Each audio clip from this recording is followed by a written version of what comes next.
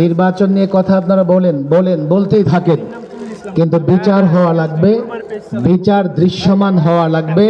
ফেসিবাদের বিচার নয়, ফেসিবাদের দোসর যারা তাদের বিচারও দৃশ্যমান হওয়া লাগবে।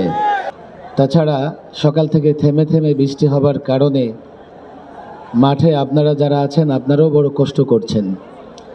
তারপরেও যে জাতি ড্রোন কিংবা বুলেটের আঘাত পরোয়া করে না, তারা বৃষ্টি পরোয়া করতে পারে না।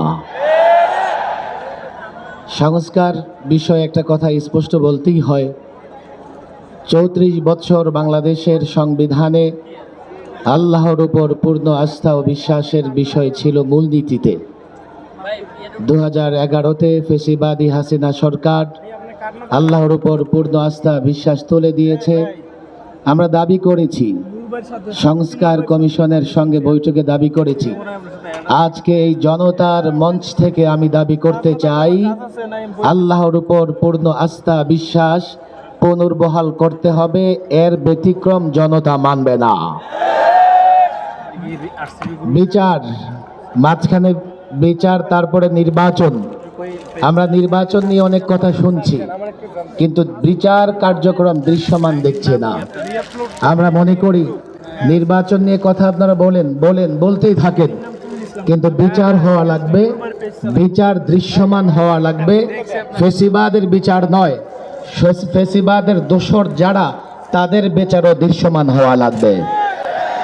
নির্বাচন বিষয়ে একটা কথা স্পষ্টই বলতে হয়, কালো টাকা, পেশি শক্তি কোনো ধরনের প্রভাব যেন মাঠে না থাকে। সেক্ষেত্রে ইসলামী আন্দোলন যে দাবি জানিয়েছে, আমরাও সেই দাবির সঙ্গে একমত পোষণ করেছি।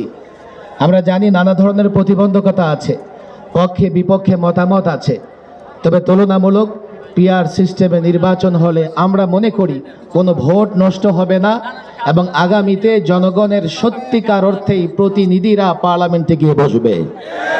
চূড়ান্ত কথা, গত 16 বছরে নয়, 53 বছরের বাংলাদেশে ইসলামী শক্তিকে দাবায় রাখবার জন্যে, ইসলামী শক্তিকে দুর্বল করবার জন্যে, ইসলামী শক্তিকে নানাভাবে প্রতিহত করবার জন্যে ষড়যন্ত্র হয়েছে। কখনো ইসলামী শক্তিকে মৌলবাদী বলা হয়েছে, কখনো ইসলামী শক্তিকে জঙ্গিবাদী বলা হয়েছে, কখনো ইসলামী শক্তিকে রাজাকার বলে ট্যাগ লাগানো হয়েছে। আজকের মঞ্চ থেকে পরিষ্কার বলি, এখন মুক্ত বাংলাদেশ, আমরা মুক্ত।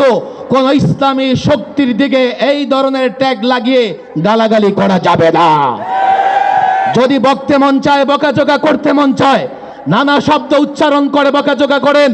আল্লাহর কসম করে বলি, যে দল, যে সংগঠন কোন ইসলামী শক্তিকে রাজাকার বলবে, কোন ইসলামী শক্তিকে সাম্প্রদায়িক শক্তি বলবে, কোন ইসলামী শক্তিকে মৌলবাদী বলবে, আমরা ধরে নেব তারা ইসলামের দুশমন, ইসলামের শত্রু।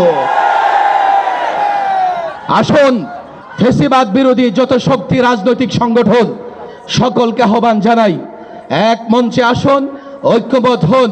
আগামীর বাংলাদেশ যেন শৃঙ্খলার শান্তির বাংলাদেশ হয়, আগামীর বাংলাদেশ যেন দুর্নীতিমুক্ত বাংলাদেশ হয়, আগামীর বাংলাদেশ যেন ইসলামের বাংলাদেশ হয়। আল্লাহ তাবারক ওয়া তাআলা সেই প্রচেষ্টাকে কবুল করুন। ওয়া মা তাওফীকি ইল্লা বিল্লাহ। সংগ্রামী সাথী বন্ধুগণ,